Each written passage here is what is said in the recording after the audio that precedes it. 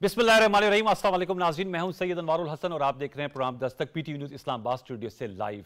नाज़रीन, हुकूमत ने अदालती इस्लाहात के हवाले से फैसला किया और आज इस सिलसिले में वफाकी काबीना ने जो मुजवज़ा कानूनी मुसव्वदा है उसको मंजूर किया और आज शब 9:15 बजे के करीब वज़ीर कानून आज़म नज़ीर तारड़ साहब ने ये बिल कौमी असम्बली में पेश किया। इस बिल के खदोखाल पेश करते हुए वज़ीर कानून ने बताया कि ये बिल जो कि सुप्रीम कोर्ट से मुतल्लिक है, कवायद व ज़वाबित में तरमीम का बिल मुतफ़िका तौर पर उन्होंने कहा कि वफाकी काबीना ने मंजूर किया और इसके जो चीदा नुकात हैं, एक तो जो अज़-खुद नोटिस का इख्तियार है, आर्टिकल 180 सुप्रीम कोर्ट के पास जो तफवीज़ किया गया है चीफ जस्टिस साहब को, उन्होंने कहा कि अब एक कमेटी इस बिल के तहत तजवीज़ ये है कि कमेटी तश्कील दी जाए जिसमें चीफ जस्टिस साहब हों और सुप्रीम कोर्ट के 2 सीनियर तरीन जज साहिबान जो कोई भी मैटर सुप्रीम कोर्ट के सामने आता है आर्टिकल 184(3) के तहत उसका तयन करेंगी वो 3 रुकनी कमेटी। और जो बेंच है इसके सुनने के हवाले से उस सिलसिले में भी जो 3 रुकनी कमेटी है इसका फैसला जो है वो सामने मेजॉरिटी वोट से लाया जाएगा कि बेंच की तश्कील किन खतूत पर की जाती है। इसके अलावा जो इसमें अहम पहलू ये है कि अज़-खुद नोटिस के फैसले पर 30 दिन के अंदर अपील दायर करने का हक होगा। आपके इल्म में कि इस वक्त जो कानून है इन प्रैक्टिस उसमें सो मोटो नोटिस केस में फैसला जब आता है तो इंट्रा कोर्ट अपील का हक नहीं होता, रिव्यू में आप जाते हैं और सेम बेंच उसको सुनता है। ये जो बिल है जो पेश किया गया है और स्टैंडिंग कमेटी को रेफर किया गया है, इसमें राइट ऑफ अपील दिया गया है, 30 दिन के अंदर दायर करने का हक होगा। और एक और बड़ा अहम नुकता यह है कि अपील दायर होने के 14 रोज के अंदर समाअत के लिए मुकर्रर करना होगी। वजीर कानून का ये कहना था, ये बड़ा इंपॉर्टेंट है कि वो एक टाइमलाइन दी जाए जिसमें जो अपील है उसको सुना जाए। उन्होंने बताया कि जो आर्टिकल 63(a) के हवाले से सुप्रीम कोर्ट का जो ऑनरेबल जजेस का फैसला आया था उस सिलसिले में जो रिव्यू फाइल की गई थी वो उनका 11 माह हो गए हैं, लेकिन अभी तक वो समाअत के लिए मुकर्रर नहीं की गई। तो इस हवाले से उन्होंने बताया और साथ में उन्होंने कहा कि ये जो अदालती इस्लाहात हैं ये बड़े अरसे से मुख्तलिफ बार्स का और काउंसिल्स पाकिस्तान बार काउंसिल का मुतालबा रहा है। आपके इल्म में है कि अब ये जो बिल है वो कौमी असम्बली की स्टैंडिंग कमेटी को रेफर हो गया। एक और बिल भी जो है वो भी रेफर हुआ है और वो है वकला के तहफ़्फ़ुज़ और बहबूद का बिल, वो भी पेश किया गया आज कौमी असम्बली में। इस मौके पर वज़ीर आज़म मोहम्मद शहबाज शरीफ साहब भी मौजूद थे। आज उन्होंने एक कलीदी खिताब भी किया, 1-1.5 घंटे का उनका खिताब था जिसमें उन्होंने कहा कि कल जो सुप्रीम कोर्ट की 2 जजेस की जानिब से फैसला आया है, इख्तलाफी फैसला जस्टिस मंसूर अली शाह साहब और जस्टिस जमाल मंदुखेल साहब, वो उम्मीद की एक किरण है। प्राइम मिनिस्टर साहब ने इस मौके पर क्या कहा, हम उनकी आपको एक क्लिप सुनाते हैं, फिर गुफ्तगू को आगे बढ़ाते हैं। पार्लियामेंट को इख्तियार है कि वो तमाम उन मामलात के ऊपर फैसला साजी करे जो कि पाकिस्तान के बेहतरीन मफाद में है। उसके लिए जनाब स्पीकर कानून आइन हमें मेरे मुअज़्ज़ज़ मेंबर्स को इस बात की इजाज़त देता है कि हम कानून साजी करें। और कल के फैसले के बाद तो अगर हमने कानून साजी नहीं की तो मुर्ख हमें माफ़ नहीं करेगा, आने वाली नस्लें में माफ़ नहीं करेंगी। जी, वज़ीर आज़म शहबाज शरीफ साहब की आपने गुफ्तगू सुनी। फिर आज की जो कार्रवाई उसके एंड में वज़ीर इत्तलात व नशरियात मरियम औरंगज़ेब साहिबा ने एक करारदाद पेश की जो कि मुत्तफ़िका तौर पे इसको मंजूर कर लिया गया। उस करारदाद के तहत जो मरियम औरंगज़ेब साहिबा ने पेश की उसमें कहा गया कि ये अवान सियासी मामलात में अदलिया की बेजा मदाखलत को सियासी अदम इस्तेकाम का बायस समझता है। और उन्होंने कहा जो फैसला आया है जिसमें आपको पता है एक डिबेट है जस्टिस जमाल मंदुखेल साहब और मंसूर अली शाह साहब का कि ये 4-3 का फैसला है और ऑर्डर ऑफ द कोर्ट जो है वो 4-3 का है। आज इस सिलसिले में चीफ जस्टिस साहब की कोर्ट में भी समाअत हुई। जो केस चल रहा है पीटीआई की जानिब से इंतखाबात की मुलतवी करने के खिलाफ, उस हवाले से भी बात हुई थी। इसके अलावा मरियम औरंगज़ेब साहिबा ने जो करार पढ़ी उसमें उन्होंने कहा कि ये अवान मुतालबा करता है कि जो इलेक्शन कमीशन ऑफ पाकिस्तान है वो एक आइनी इदारा है और वो जिस साजगार माहौल में इलेक्शन करवाना चाह रहा है उसको ये हक दिया जाए और साजगार माहौल में इंतखाबात तमाम असम्बलियों के इकट्ठे कराए जाएं। उन्होंने कहा मौशी इस्तेकाम के लिए सियासी इस्तेकाम ज़रूरी है और साथ में उन्होंने ये भी कहा कि ये अवान ये भी मुतालबा करता है कि जो समाअत इस वक्त हो रही है सुप्रीम कोर्ट ऑफ पाकिस्तान में, फुल कोर्ट इसकी समाअत करे। इस पर्सपेक्टिव में आज हम गुफ्तगू करेंगे। मेरे साथ जो मौजूद मेहमान शख्सियात शरीक गुफ्तगू इनका तारुफ हमसे करा देते। हमें इस्लामाबाद स्टूडियोज़ में ज्वाइन किया है सेनेटर हुमायूं मोमन साहब ने, पाकिस्तान तहरीक इंसाफ से आपका ताल्लुक है, आपकी आमद का बहुत शुक्रिया। हमें ज्वाइन किया है डॉक्टर शाजिया सुमरो साहबा ने, पाकिस्तान पीपल्स पार्टी से आपका ताल्लुक है, पार्लिमानी सेक्रेटरी हैं और असम्बली से ही आई हैं प्रोग्राम में शिरकत के लिए आपका बहुत शुक्रिया। और हमें ज्वाइन किया है कामरान यूसुफ साहब ने, साफ़ी तजिया निगार हैं और तमाम उमूर पर गहरी गिरफ्त रखते हैं। और टेलीफोन लाइन पर हमारे साथ मौजूद हैं सेनेटर कामरान मुर्तज़ा साहब। आप खुद सुप्रीम कोर्ट बार एसोसिएशन के सदर रह चुके हैं और जमीयत उलमा इस्लाम पाकिस्तान से आपका ताल्लुक है। आप लोगों की इजाज़त से ज़रा लीगल एक इनपुट हम ले लें सेनेटर कामरान मुर्तज़ा साहब से, फिर गुफ्तगू को आगे बढ़ाएंगे। सेनेटर कामरान साहब, अस्सलाम वालेकुम। वालेकुम अस्सलाम। बहुत शुक्रिया सर। नवाजिश, कल भी हमने आपसे ही गुफ्तगू का आगाज किया था, चूंकि हम चाह रहे हैं कि जरा इस हवाले से आप हमें बड़े अच्छे तरीके से गाइड कर सकते हैं। आप सुप्रीम कोर्ट बार के सदर भी रहे हैं, खुद वकील भी हैं, एक्टिव पॉलिटिशियन भी हैं। सर बताइएगा, कल भी आपने बात की कि आपके जहन में था कि जो अदालती इस्लाहात है वक्त की जरूरत है। आज ये बिल सामने आया है, इस हवाले से थोड़ा सा बताइएगा कि आपका क्या ऑब्जेक्टिव है और ये जो बिल है ये कौमी असम्बली सेनेट से पास होके जब कानून बनेगा तो इसका जो इतलाक है वो आपसे होगा, और ये जो मामलात इस वक्त चल रहे हैं सुप्रीम कोर्ट में, इसका भी इस पे इंपैक्ट आएगा या नहीं? सेनेटर कामरान साहब,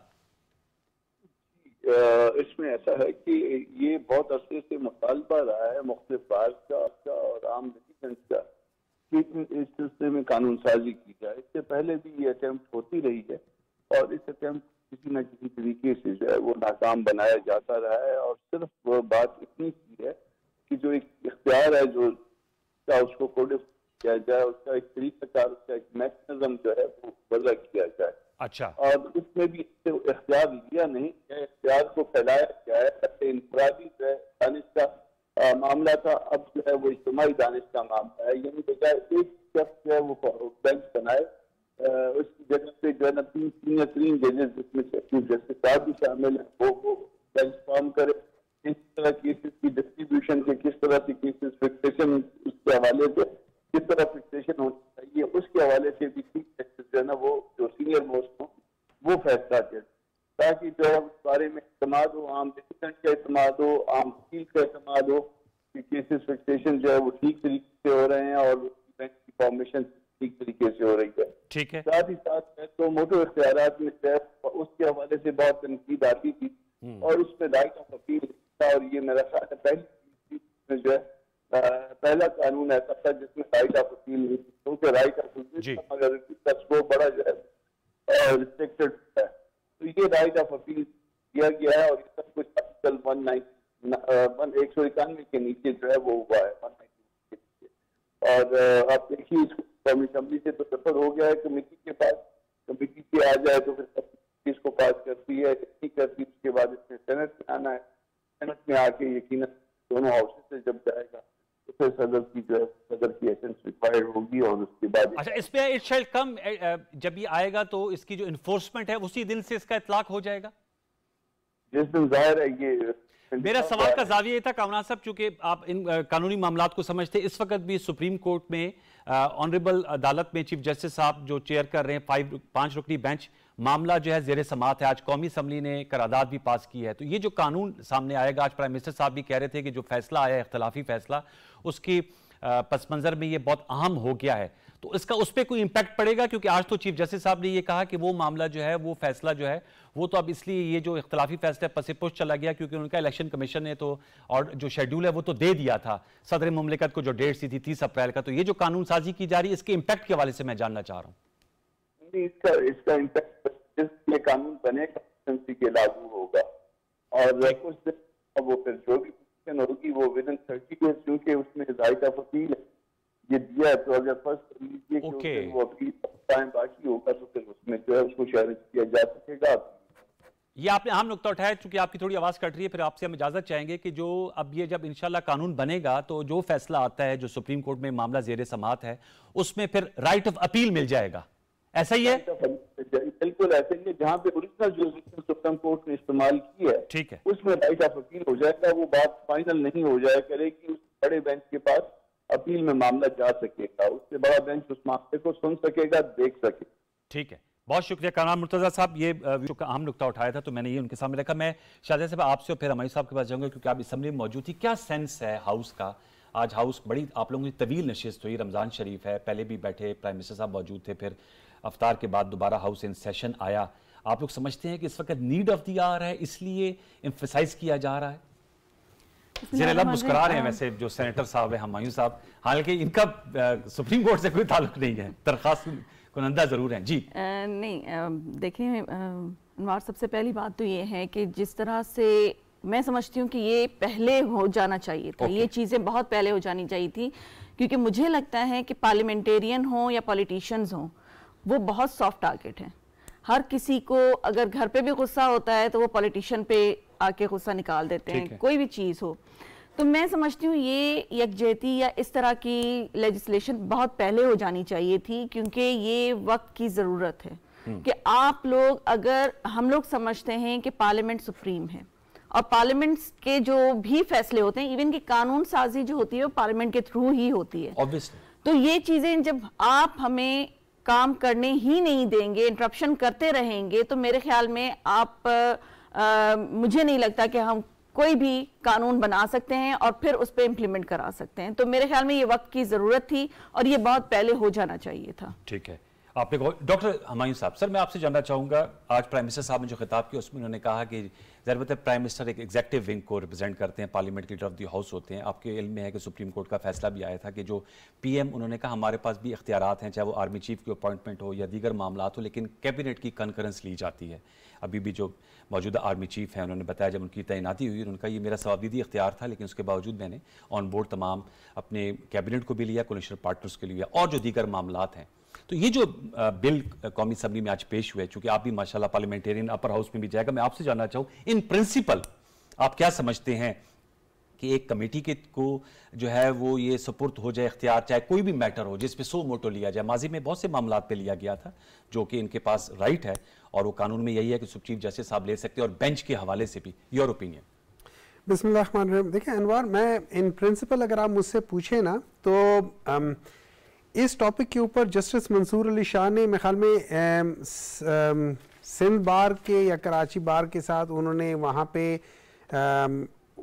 बात की थी पिछले साल 2021 में, सॉरी पिछले से पिछले साल जो इस वक्त जस्टिस मंसूर अली शाह इन्हीं की बात इन्होंने वहाँ था और इन्होंने इसी पॉइंट को हाईलाइट किया था और उन्होंने कहा था कि टॉप 5 या टॉप 7 को आप कर लो और उसके बाद वो कर ले in merit in terms of seniority हो। तो अगर आप प्रिंसिपल अगर आप देखा जाए ये चीज़ें बिल्कुल सही है। और ख़ास तौर पे जब आप सुओ मोटो की बात करते हैं तो सुओ मोटो शुड बी, सबसे पहले तो सुओ मोटो का जो स्कोप है वो हर जगह पे नहीं है, वो सिर्फ और सिर्फ जहाँ पे जो फंडामेंटल राइट्स हैं, जो फंडामेंटल राइट्स हैं उनके ऊपर आता है, ठीक है। और उसके ऊपर आप ले सकते हैं, आप इन चीज़ों पे नहीं रह सकते जैसे पहले होता रहा है कि जी वो किसी की डिग्गी में से कुछ निकल आया तो वो कर लिया, ये कर लिया, गलत। देखिए बहुत सारी चीजें हमारे मुल्क में, बहुत सारी चीजें हर जगह पे हर चीज गलत होती रही है। तो आप समझते हैं कि ये नहीं लेना चाहिए? नहीं, ये बिल्कुल, देखिए मैं ये समझता हूँ इन प्रिंसिपल ये चीज in order to reform the judiciary is right. लेकिन अगर आप इसको जब आप कहते हैं, जब आप हम लोग पार्लियामेंट में आके तकरीर कहते हैं कि ये अगर ना हुआ तो हमें कौम माफ नहीं करेगी, हिस्ट्री में हमें ये होगा, अरे भाई आप ये देखो इस वक्त 20 लाख से ऊपर केसेस पेंडिंग पड़े हैं। किसके पास? सारे कोर्ट्स के पास। 20 लाख? हाँ, 2 मिलियन से ज्यादा केसेस पड़े। I am telling you from June या जुलाई 2022 की फिगर्स बता रहा हूं मैं आपको। टीएस में तमाम हायर एंड लोअर सारे टीएस में बता रहा हूं। 2 मिलियन केसेस हैं। अच्छा, ये केसेस क्या है? 20-20 साल से चल रहे हैं, 18-18 साल से चल रहे हैं। आपने अगर लेकर आना है और आपने अवाम के लिए कुछ करना है तो वो करो जिससे अवाम को फायदा है। वैलिड पॉइंट, ठीक है। आप करो कि भाई जो लोअर कोर्ट में सबसे पहले आपने क्या करना है, लोअर कोर्ट में एक केस 6 महीने से ज्यादा नहीं चल सकता, उसके अंदर फैसला करो। ठीक है, ठीक है। ये जितने हमारे लॉयर्स हैं, with due respect to Kamran Murtaza साहब, ये लोग कभी एक आते कभी दूसरा आते, कभी एक आते कभी दूसरा आता है, पेशियां ले लेते हैं, एडजॉर्न कर रहे होते हैं। क्यों? अपने मतलब के लिए। ये इनको कोई मतलब नहीं है कि केस का फायदा क्या है क्या नहीं है, they just want to delay. Doctor साहब ये तो आपका नुक्ता आ गया है, नहीं देखिए इन प्रिंसिपल बात है ना, इन प्रिंसिपल जो मंसूर अली शाह साहब की आपने जस्टिस साहब की बात की, उन्होंने ये भी तो कल बात की, जो फैसला आया था कि वन मैन पावर शो नहीं होना चाहिए। देखिए वन मैन पावर शो कहीं पे भी नहीं होना चाहिए। आप जब देखते हैं, जब आप जैसे आपने कहा है कि उसमें भी कैबिनेट में भी वो सारी चीजें तमाम कलेक्टिव विजडम आती है ना, लेकिन still you have got one person who is the head. There is still one person. In order to have the discipline, there is a chief justice. ठीक है, उसके पास बाज इख्तियारात उसके पास होती है। ठीक है, वो सारे जो उसमें बेंच जैसे बनाना है। सर देखिए ना, अगर सारे बेंच वो कर ले और इन ऑर्डर ऑफ सीनियरिटी करे तो फिर जूनियर किधर चले जाएंगे? नहीं तो आप बता रहे हैं बहुत से केसेस पेंडिंग है। नहीं देखिए ना, जो भी है ना, जब आप कहते हैं कि सारे, तो आपको कुछ इख्तियारात अपने चीफ जस्टिस को बताए। और जहां तक जैसे आज उसमें उन्होंने कहा था, मंदोखेल साहब ने जमाल मंदोखेल साहब ने खुद ही कहा था, जब उन्होंने इस बात को कहा, उन्होंने कहा ये तो हमारा इंटरनल अंदरूनी मामला है, हु आर यू, ठीक है। अच्छा, अब उसके बाद फिर हम लोग जब हम इस चीज को करते हैं और इसको 184(3) को बेसिकली इन लोगों ने करने की कोशिश की ना, अब फिर उसके बाद आप 191 को भी देखेंगे, ठीक है। 191 के क्योंकि उसके अंदर रूल्स आ रहे हैं, वो रूल्स को आप इनको साथ लेकर पढ़ना पड़ेगा, उसके बगैर गुजारा नहीं है। अच्छा, फिर व्हाई नॉट 193 अपॉइंटमेंट ऑफ जजेस टू द हाई कोर्ट, वो भी होना चाहिए। मुझे एक बात बताएं, आपने हाई कोर्ट के अंदर जजेस को बना रहे हो इन टर्म्स ऑफ कि भाई बार मुझे नॉमिनेट कर दे 4 बंदों को, हम लोग कर देंगे 6 बंदों को। आप मुझे ये बताओ, आप लोअर कोर्ट्स को क्यों नहीं प्रमोट करते हाई कोर्ट्स में? वेरी इंपॉर्टेंट पॉइंट, आपकी इजाजत तो मैं क्यों नहीं करते? नहीं, एक ठहर ना, आप 184 पे जवाब दें। आप बिल्कुल ना, आप समझते हैं इसको भी आना चाहिए? बिल्कुल आना चाहिए। ये तो मैं आपसे रिक्वेस्ट करूंगा कि जब इस सेनेट में आता है तो मैं बिल्कुल करूंगा, आप ये नुक्ता जरूर डालिएगा। मुझे आपकी बात पसंद आई है कि वो जो है वो नीचे से जो जुडिशरी है, देखिए वो ऑलरेडी जुडिशरी में है इतने सालों से, उनमें से जो टॉप के अच्छे, जिन्होंने अच्छे फैसले किए, जो क्रिएटिव हैं, जो out of the box thinking है, जो उनको लाओ, प्रमोट करो, हाई कोर्ट में लेके जाओ, हाई कोर्ट वालों को सुप्रीम कोर्ट में लेके जाओ। आप जवाब दे रही थी तो आप मुस्कुरा रहे थे, अब वो मुस्कुरा रही, लेकिन मैं उनका जवाब लूंगा। लेकिन that is a good point, I really think कि ये होना चाहिए। और आपने कहा है कि आप ये सेनेट में नुक्ता लाएंगे जब ये बिल आएगा। कामरान यूसुफ साहब, आपसे मैं जानना चाहूंगा, आपने गुफ्तगू सुनी, 3 माशाल्लाह पार्लियामेंटेरियंस की राय आपने सुन ली। मैं आपसे जानना चाहूंगा एज ए एनालिस्ट, आप क्या समझते हैं कि ये जो कानून साजी आज पेश हुई है और जो कि अब रेफर हो गई है स्टैंडिंग कमेटी में, इस हवाले से आपकी क्या राय है? देखिए, मैं सुप्रीम कोर्ट की रिपोर्टिंग भी करता रहा हूं, खास करके जब वकला की तहरीक थी और चीफ जस्टिस इफ्तिखार मोहम्मद चौधरी थे, और उस वक्त जुडिशियल एक्टिविज्म है वो बहुत अपनी अरूज पर थी।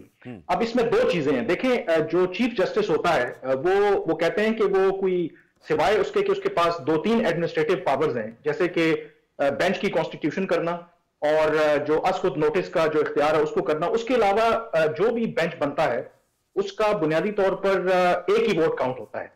अब अगर आप मौजूदा जो सूरत हाल है, अगर आप देखें, हमने अगर रिकॉर्ड उठा के देखें तो हर जो चीफ जस्टिस है, क्योंकि जो सुप्रीम कोर्ट के रूल्स हैं उसमें असखुद नोटिस या मफाद आमा की तारीफ क्या है, ये एक इबहाम है, इस बारे में किसी को पता नहीं है। और जब ये इबहाम है तो होता क्या है कि ये हर किसी की अपनी इंटरप्रिटेशन है।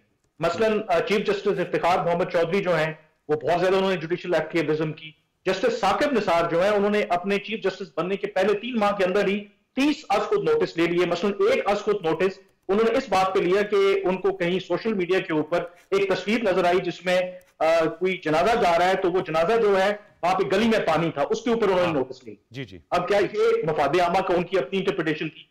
उसके मुकाबले में हमने देखा कि जस्टिस नासिरुल मुल्क जब चीफ जस्टिस थे, या जस्टिस तसद्दुक हुसैन जिलानी थे, या justice chief justice Anwar Zaheer Jamali थे, उनके दौर में आप उठा के देखें शायद एक आधा कोई सो मोटो नोटिस हुआ हो। इसका मतलब क्या है कि ये क्योंकि रूल्स जो हैं वो क्लियर नहीं है।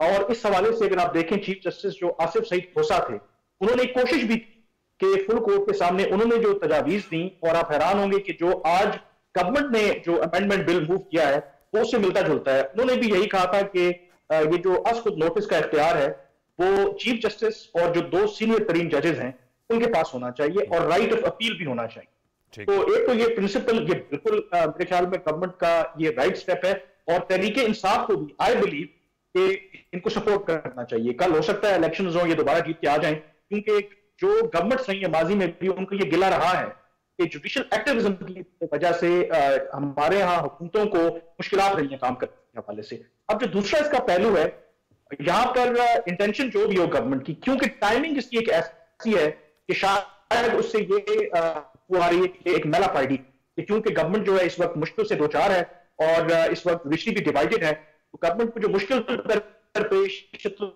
इसलिए वो स्ट्राइक करना। अच्छा तो ये होता कि जब ये आए थे, अगर इनको लगता था कि रिफॉर्म की जरूरत है तो ये उसी वक्त तक।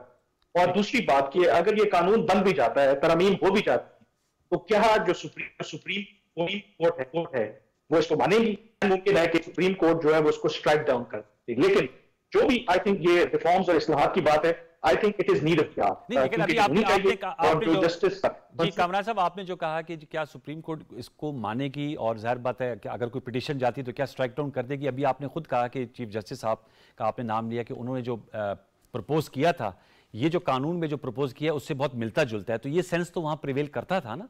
और अब तो सुप्रीम कोर्ट के 2 ऑनरेबल जजेस, जस्टिस मंसूर अली शाह साहब का, सेनेटर हुमायूं साहब ने भी हवाला दिया, जस्टिस जमाल मंदुखेल साहब का भी दिया।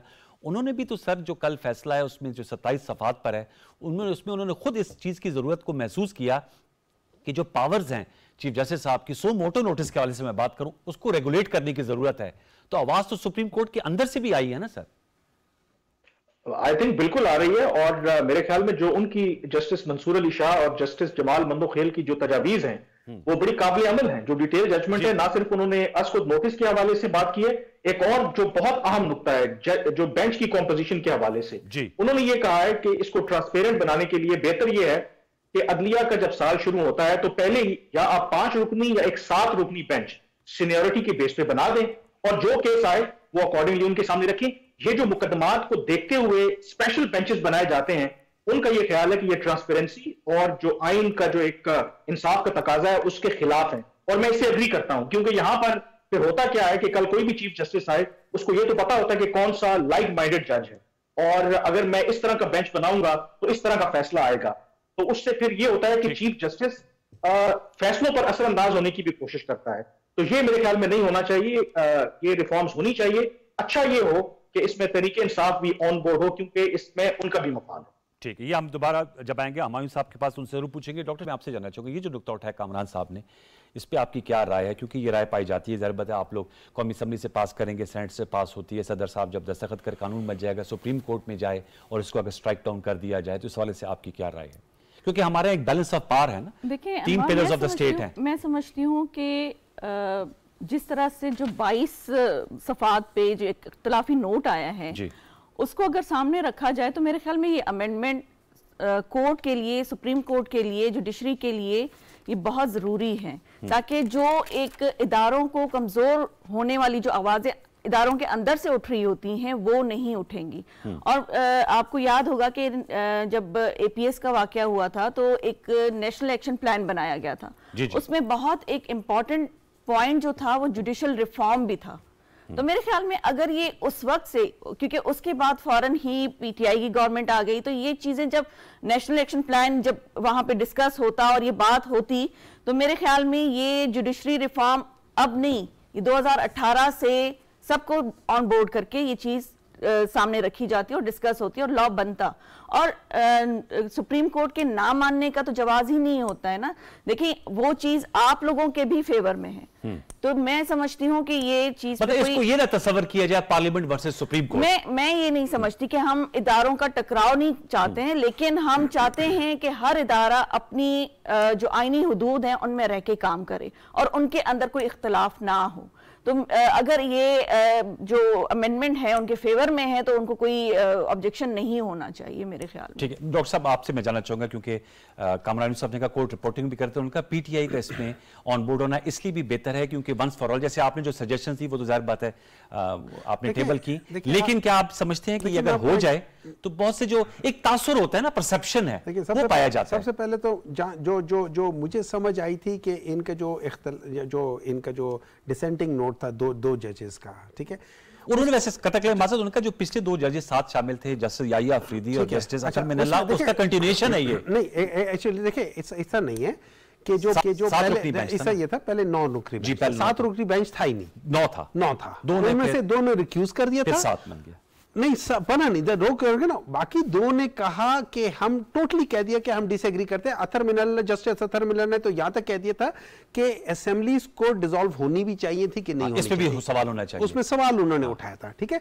उसके बाद जस्टिस याहिया अफरीदी ने और जस्टिस अतर मिनल्ला ने सवाबदीद कर दिया था चीफ जस्टिस के उस पे कि वो आगे क्या करना चाहते हैं। फिर उसके बाद जस्टिस मंसूर अली शाह का एक नोट है, उसी में एक पैराग्राफ है जिसमें उन्होंने कहा है कि हम 4 जजेस ने बैठ के ये इख्तिलाफ किया हुआ है और हम समझते हैं कि रिकॉन्स्टिट्यूशन ऑफ द बेंच होना चाहिए, और उसके ऊपर 9 के 9 के सिग्नेचर्स हैं। और जहां तक मेरा इल्म है, अब मुझे नहीं पता, लेकिन जहां तक मेरा इल्म है कि 5 जजेस का रिकॉन्स्टिट्यूट हुआ था बेंच।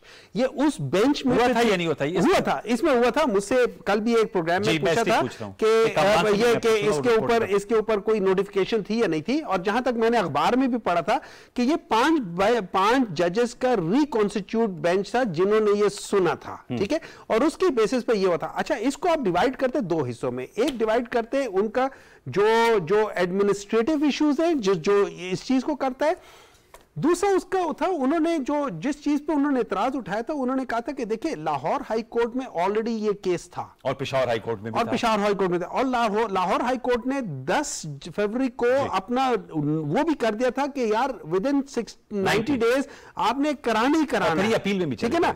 अच्छा, ये जो क्या कह सकते हैं, सुप्रीम कोर्ट ने जो हुआ था सुओ मोटो, वो इस वजह से भी हुआ था कि फिर गवर्नर और इलेक्शन कमिश्नर जो थे ना, ये डेट खेलना शुरू हो गए थे।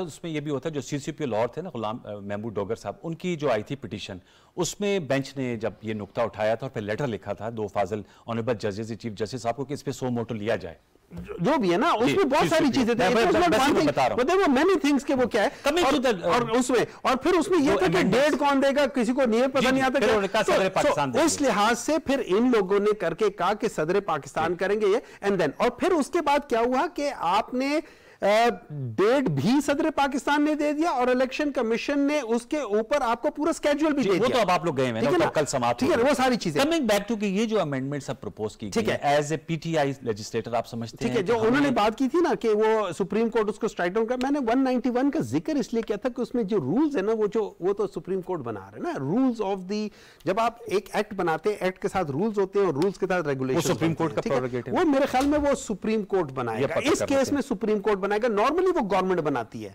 नॉर्मली एक्ट के साथ गवर्नमेंट की जो होती है ना, लॉ एंड जस्टिस का जो डिपार्टमेंट होगा वही वो बनाता होता है, लेकिन इसमें if I am not wrong, इसमें सुप्रीम कोर्ट उसके रूल्स के लिहाज से बनाएगा ये 191 के तहत, ठीक है। अब हम बात करते हैं, जब हम बात करते हैं और खास तौर पे डॉक्टर शाजिया की पार्टी और डॉक्टर साहबा ये लोग बात करते हैं कि जी, और इनको बहुत ज्यादा होना भी चाहिए कि 1973 का आइन इन लोगों ने बनाया था, लेकिन उस आइन में बहुत सारी चीजें ऐसी थी जिनको आज ये लोग निगेट कर रहे हैं, ठीक है। ये आर्टिकल 224 को टोटली निगेट कर रहे हैं, ये आर्टिकल 220 को टोटली निगेट कर रहे हैं, ये आर्टिकल 112 को टोटली निगेट कर रहे हैं। अच्छा, उसके अलावा ये फिर एक्चुअली अगर आप देखा जाए, ये जिन चीजों का वो कह रहे हैं, सहारा ले रहे हैं कि 254 के आर्टिकल को सहारा लेते हुए कर रहे हैं, 254 में वो कहते हैं कोई वजह बतानी चाहिए, ठीक है, कोई अगर आप वो कर रहे हो तो वो, अच्छा, वजह ये बताते हैं कि हमारे पास पैसे नहीं है और हमारे पास इदारों नहीं किया। अच्छा, आर्टिकल 220 जो है वो इनको कहता है, वो इलेक्शन कमीशन को एम्पावर करता है कि जितने भी आपके फेडरल यूनिट्स हैं और आपके प्रोविंशियल यूनिट्स हैं, वो आपको उनके ऊपर लाजिम है कि वो आपको सारी चीजें जो आप मांग रहे हैं वो आपको दें, ठीक है।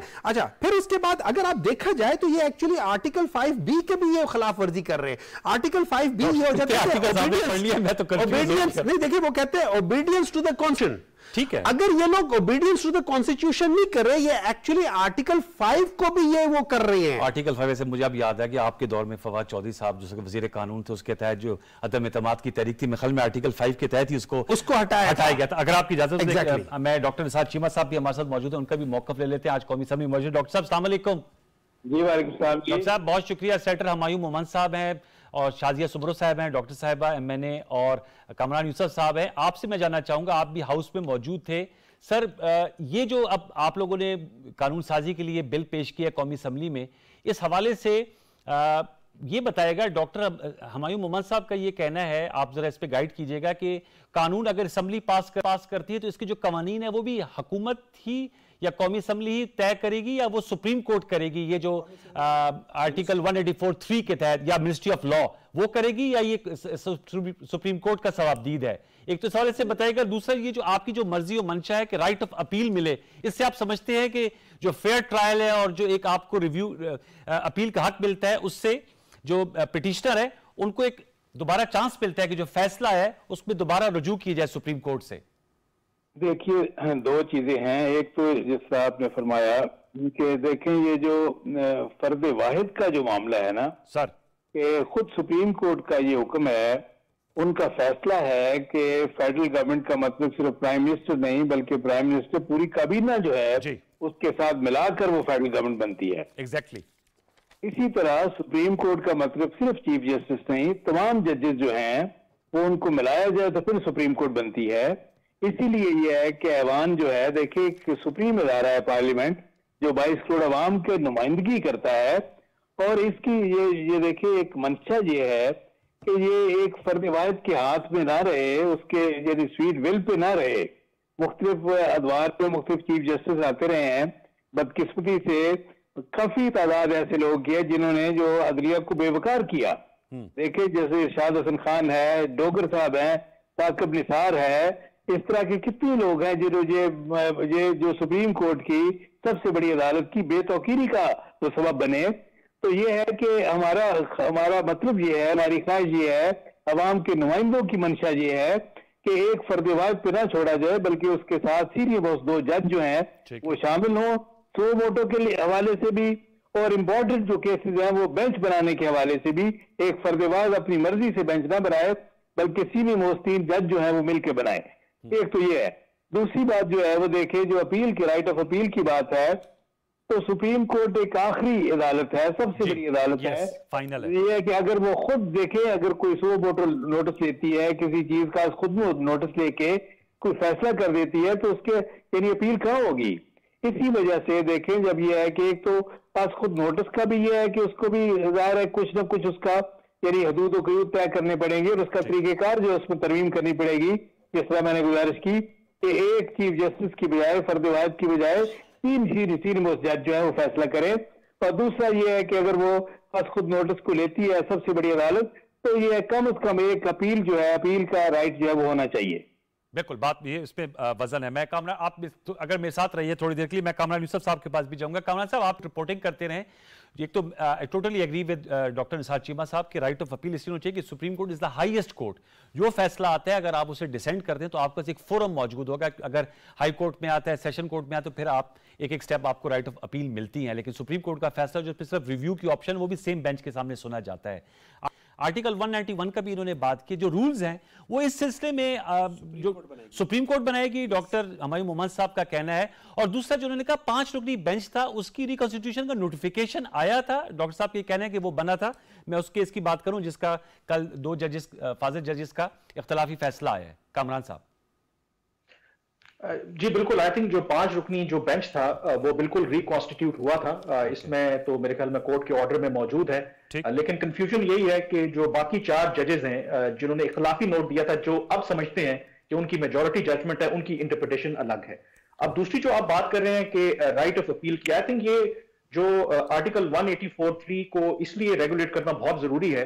देखिए, हम अक्सर पाकिस्तान में एक फैशन भी है कि हम ये इल्जाम लगाते हैं, और इसमें कोई शक भी नहीं है कि शायद इस मुल्क के अंदर जो प्रिविलेज्ड लोग हैं वो एडवांटेज लेते हैं। मसलन खास करके सियासतदानों की बात की जाती है, उनके लिए कानून अलग है, आम आदमी के लिए कानून अलग है। लेकिन इसकी एक फ्लिप साइड भी है। देखिए, पाकिस्तान के अंदर गुज़श्ता अगर 15-20 सालों के अंदर देखें, 2 प्राइम मिनिस्टर सुप्रीम कोर्ट ने डायरेक्ट फारिग किए, इलेक्टेड लोग थे, ये इसी मफाद आमा के चक्कर में इन्होंने किए। और दूसरा, कई जो मेंबर कौमी असेंबली हैं, कई जो इलेक्टेड रिप्रेजेंटेटिव्स हैं, उनको किसी को तौहीन अदालत के चक्कर में डायरेक्ट डिस्क्वालीफाई किया।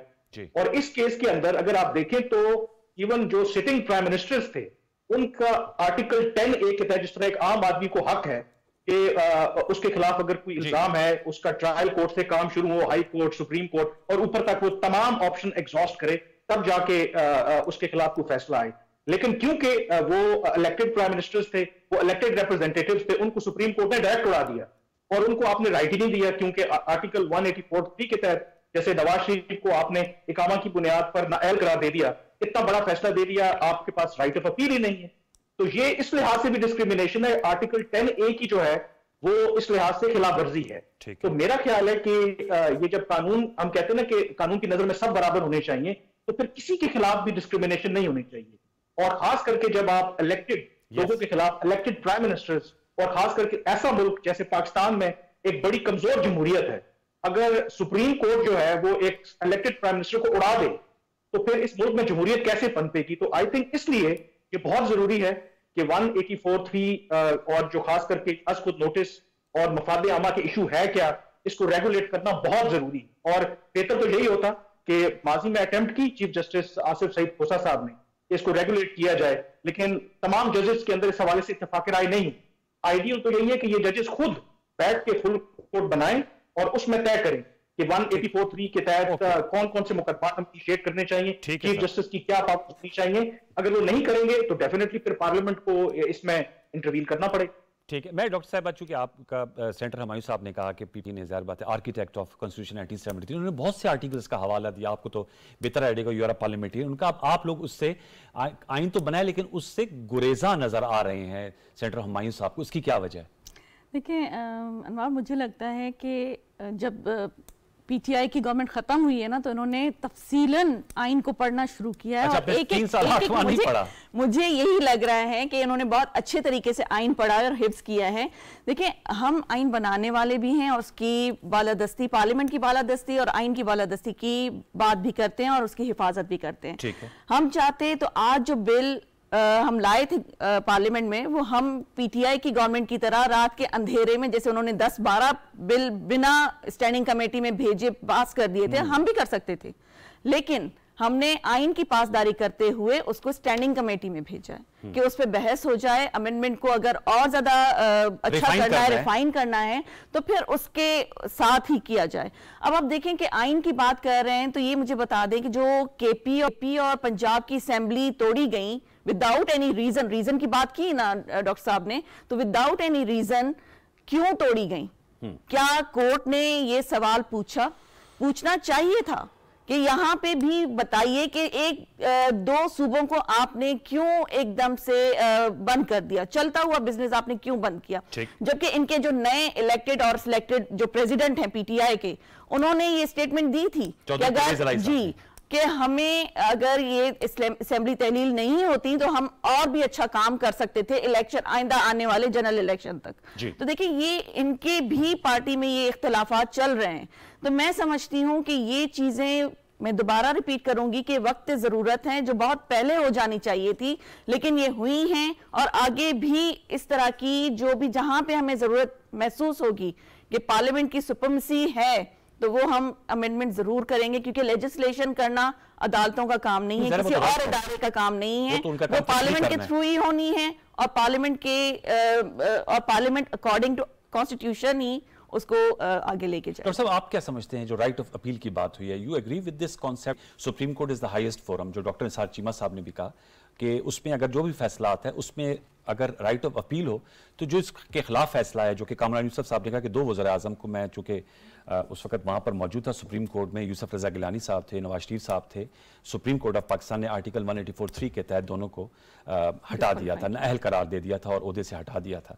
ज़ाहिर बात है आप भी वोट लेकर आते हैं, मेंबर असम्बलियों के, ये लोगों के लेकर आते हैं। आपसे मैं जानना चाहूंगा, इसमें राइट ऑफ अपील होना चाहिए फेयर ट्रायल के लिए? जो आर्टिकल 10A की आपने बहुत से आर्टिकल्स की बात की 10A के हवाले से। मैं इस बात पे बिल्कुल बिलीव करता हूं कि मतलब हर एक को राइट ऑफ अपील होना चाहिए कि उसके साथ अगर ज्यादती हो रही है कि सुना जाए।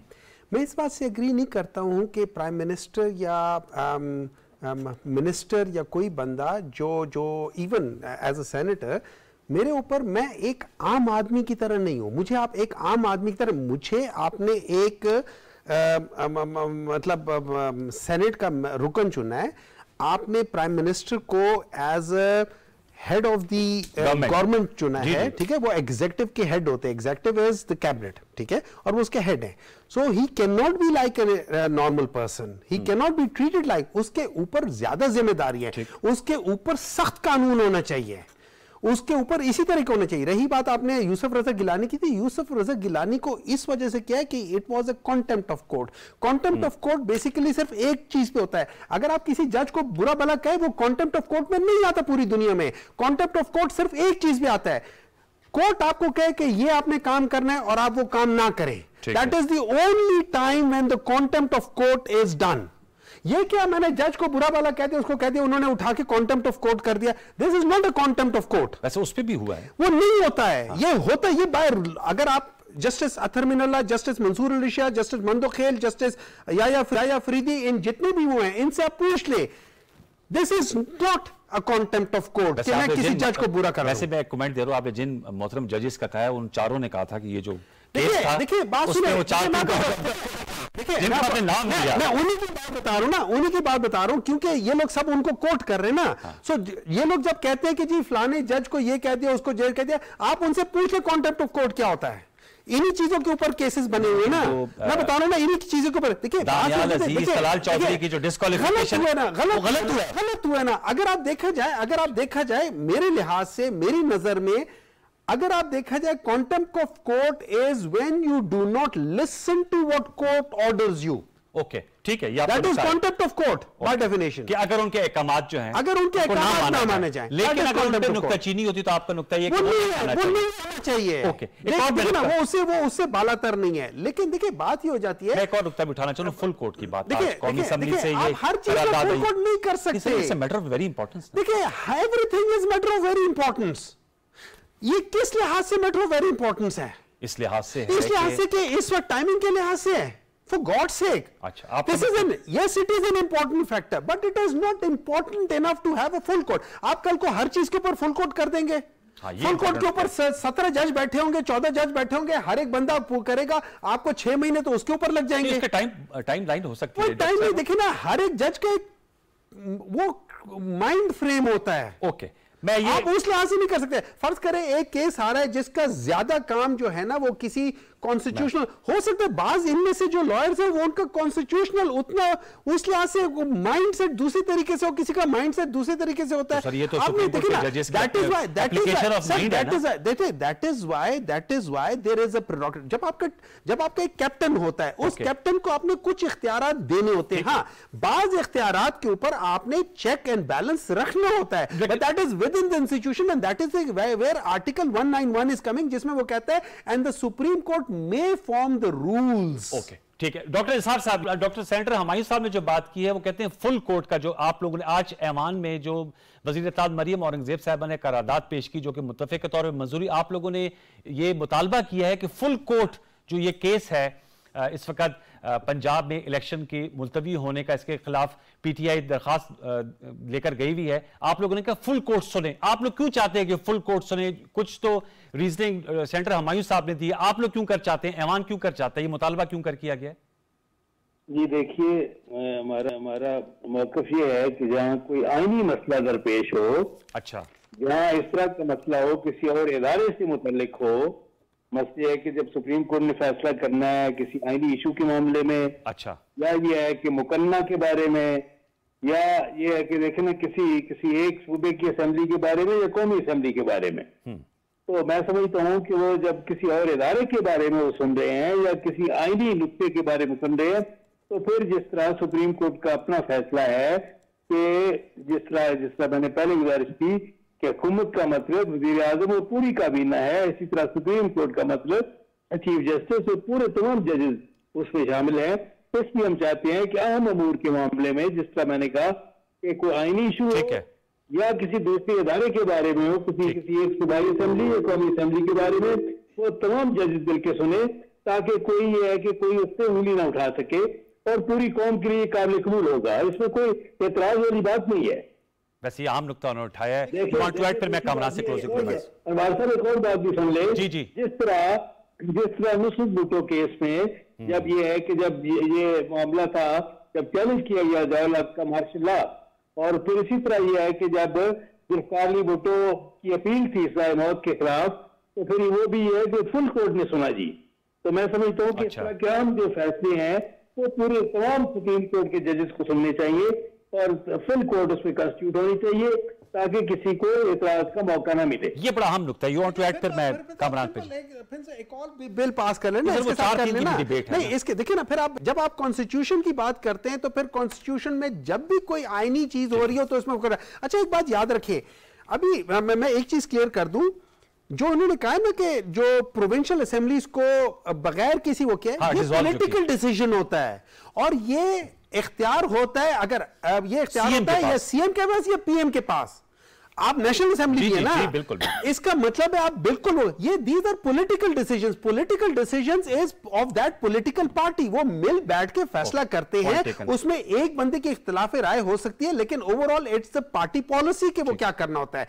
ठीक है, अच्छा मैं एक और चीज बात बता देता हूं, जब ये लोग इस किस्म के फुल कोर्ट का वो कर रहे हैं और ये जो कहते हैं ना कि भाई सारी असेंबलियां एक साथ ही होनी चाहिए, इलेक्शन होनी चाहिए, इसका मतलब है आप नेशनल असेंबली को डिसॉल्व करना खत्म करवा रहे हैं। इसका मतलब है कोई एक असेंबली भी डिसॉल्व अकेली नहीं हो सकती, या पांचों की पांचों असेंबलीज डिसॉल्व होगी या एक भी नहीं होगी। तो ये अपने लिए या फ्यूचर के लिए बहुत बड़ा गड़ा खोद रहे हैं, सिर्फ इस वजह से कि आज इनको जरूरत है। तो जो भी करना है जल्दी में मत करो, सोच समझ के करो। ठीक है कामरान, आप क्या कहेंगे फुल कोर्ट का जो मुतालबा है?